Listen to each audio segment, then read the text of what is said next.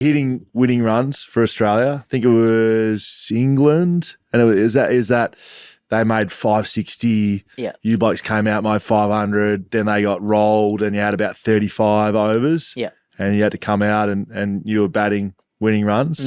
Huge moment. One of the best. Still to this day, the best feeling I've ever had on a cricket field. Amazing.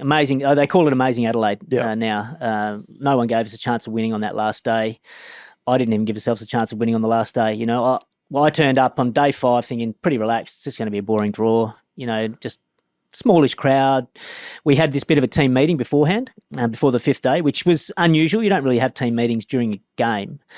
And it was Warney again, Ricky and John Buchanan, the coach. They sat everyone down in the dressing room and said, right, boys, well, Ricky was the one leading it. He said, we can win this bloody test match, but we've got to believe we can win this test match. And I was at the back, yeah, right, mate. There's no chance, you know. Anyway, Ricky was sort of saying we can go one of two ways because England were 1 down and they had about a lead of about 70 runs at that stage. So we had to get 9 wickets, bowl them out, and then chase down whatever was left in the last day. Or on the last day. And Ricky goes, right, we can go all out attack. We've got to get these 9 wickets. We'll set attacking fields. We'll just go for wickets every ball. We've got to try and get wickets. We can go like that. It might cost us a few runs, so we might have to chase a few more.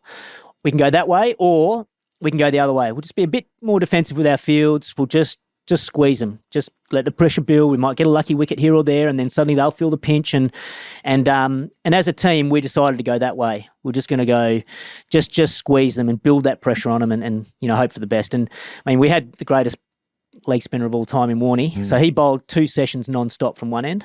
And I think I vaguely remember him bowling 1 bad ball in 4 hours of bowling. 1 bad ball. He was bowling like a genius. And then that let Ricky rotate the fast bowlers from the other end. We got the ball to reverse swing. We did get lucky. We got a run out early. Andrew Strauss was given out shocking decision. So we had a bit of luck there. There was no DRS in those days. Shocking decision.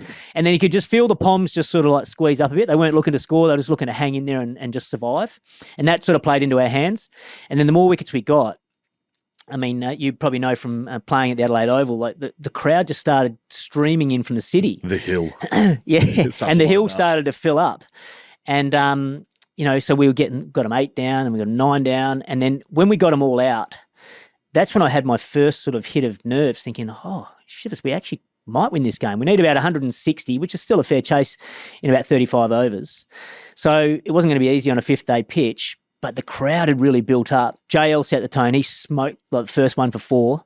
Haydos was teeing off. And then, I sort of came out. It was a bit like a one-day sort of chase. So I was batting with Ricky was batting like Bradman at that stage. He just couldn't get out. And so I was just sort of on his coattails and we were just chipping away.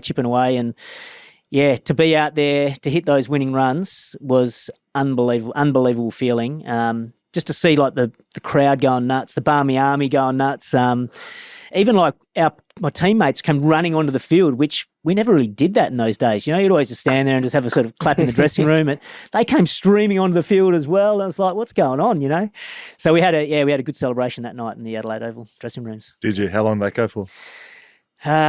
It's a bit fuzzy. Funny enough, Damon Martin retired that night and didn't tell anyone. And a few of the Poms came in. And we were sitting around having a beer with them. And Andrew Flintoff, the captain of the English team, he wanted to stay for the team song. Yes. So JL was leading the song at that stage, and he had great pleasure in kicking the English captain out of the dressing room. So wouldn't let him stay? No chance. So we could belt out underneath the Southern Cross. That's so good. This must have been blind.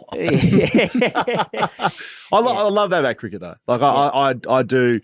I subscribe to that. Like, what happens on the field, like, enemies, like, don't cross me.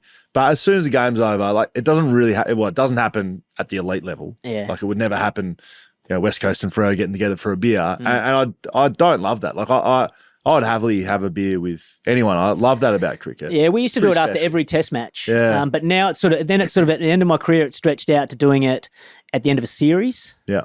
And then sometimes now they're just moving on so quickly. They've got another series somewhere else. They're just gone within the next day. So it is a shame because you listen to the old boys that you can learn a lot at that, from those sort of discussions after the game. And I actually needed it, you know, because 5 days of Test cricket, in the lead up to the game and then the game is so intense, so much stress, pressure, anxiety. Yeah. I was just like, I needed that unwind time. I needed to be able to mentally just relax and just, I don't know, get all that out of my system almost, then refresh and start again. That was just a little teaser of our full episode. They're out Wednesdays on YouTube, and you can listen to them wherever you get your podcast. Go on, get out of here.